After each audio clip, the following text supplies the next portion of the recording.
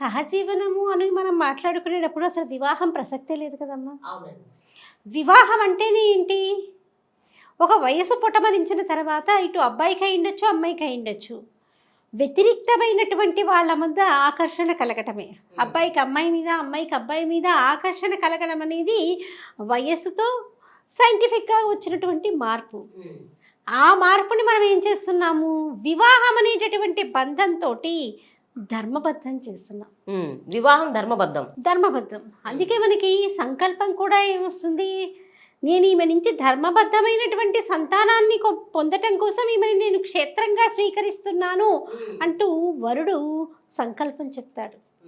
అంటే మన వివాహ వ్యవస్థలో ఉన్నటువంటి సంకల్పాలు కానీ, మంత్రాలు కానీ, ఆ వచ్చే క్రతువులు కానీ ఎంతో గొప్పనైనటువంటి అమ్మ. ప్రశ్నించే వాళ్ళు సింగినాదం జీలకర్ర ఇవన్నీ మీకు ఎక్కడ చెప్పారో అని అడుగుతారే కానీ ప్రతి దానికి కూడా సైంటిఫిక్ నిరూపణలు కూడా ఉన్నాయమ్మా.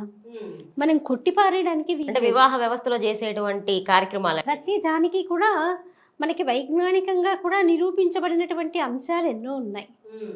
పైగా వైదికమైనటువంటి వివాహం అనేది చాలా గొప్పనైనటువంటిది. ఆ జంట యొక్క అభ్యున్నతి కోసం, మళ్ళీ పుట్టబోయేటటువంటి సంతానం కోసం కూడా, సత్సంతానం కోసం కూడా ఆ వైదిక కర్మ అనేది చాలా గొప్పనైనటువంటిది. ఇప్పుడు మీరు అన్నట్లు ఇక సహజీవనం అనేసరికి ఇక దానికి వివాహం అన్నటువంటి ప్రశ్నే లేదు కదా. లేదు. ఇప్పటికే అమ్మా మేము గత 23 సంవత్సరాలుగా ఈ వివాహ వ్యవస్థను నడిపిస్తూ ఉన్నాం. కొన్ని సందర్భాల్లో మాకే బాధ కలుగుతుంది. కొంతమంది, అందరూ అని నేను చెప్పను కానీ కొంతమందికి ఎలాంటి ఆలోచన వచ్చింది అంటే, మేము ఎంజాయ్ చేయాల్సిన లైఫ్ ఎంజాయ్ చేస్తున్నాం కదా, ఇక వివాహం ఎందుకు అన్నటువంటి ధోరణికి యువత వస్తున్నారు. అది రాకుండా చేయటమే మా యొక్క ముఖ్య ఉద్దేశం అమ్మా. మేము అంటే మీడియాలో కొన్నేళ్ల బట్టి ఉన్నాము. మేము ఏ కార్యక్రమం చేపట్టినప్పటికీ కూడా మన ఈ వివాహ వ్యవస్థని ఇంతే బదిలంగా ముందు తరాలకు అందచేయటం అన్నదే మా యొక్క ముఖ్య ఉద్దేశం.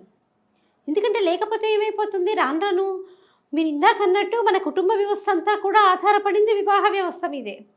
ఎప్పుడైతే వివాహ వ్యవస్థ కొంచెము పట్టు జారిపోతూ ఉంటుంది, ఇక కుటుంబ వ్యవస్థ ఏముంటుందమ్మా? ఉండదు. ఇప్పటికే ఉమ్మడి కుటుంబాలు పోయి ఎవరికి వారే యమునా తీరుగా అన్నటువంటి కుటుంబాలు ఏర్పడుతూ ఉంటే, ఇక ముందు ముందు ఇవి ఆలోచిస్తూ ఉంటే వివాహం అనేది లేకపోతే ఎలా అయిపోతుంది?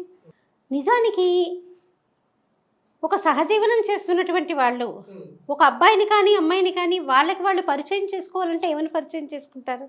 వివాహం అయిందనుకోండి, నా భార్య, నా భర్త అని మనం ధైర్యంగా పరిచయం చేసుకుంటాం. కానీ ఒక సహజీవనం చేస్తుంటే మనం ఎవరికి, పక్క వాళ్ళకైనా ఏమని పరిచయం చేస్తాం?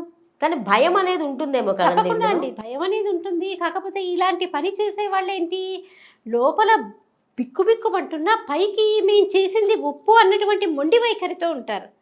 సైకలాజికల్గా ఎలా ఉంటుంది అంటే వాళ్ళ పరిస్థితి, వాళ్ళు చేసింది తప్పు అని ఒప్పుకోలేని పరిస్థితి, అలా అని వెనక్కి అడుగు వేయలేనటువంటి పరిస్థితి. ఈ సందిగ్ధంలో ఏంటి, ఒక రకంగా వాళ్ళల్లో ఉన్నటువంటి రాక్షసుడు అంటారు చూసారా, ఒక రకమైనటువంటి ప్రకోపంతో మేము చేసింది ఒప్పే అని ఎన్నో రకాలుగా మనం వాదించుకునేటటువంటి స్థితికి వస్తారు.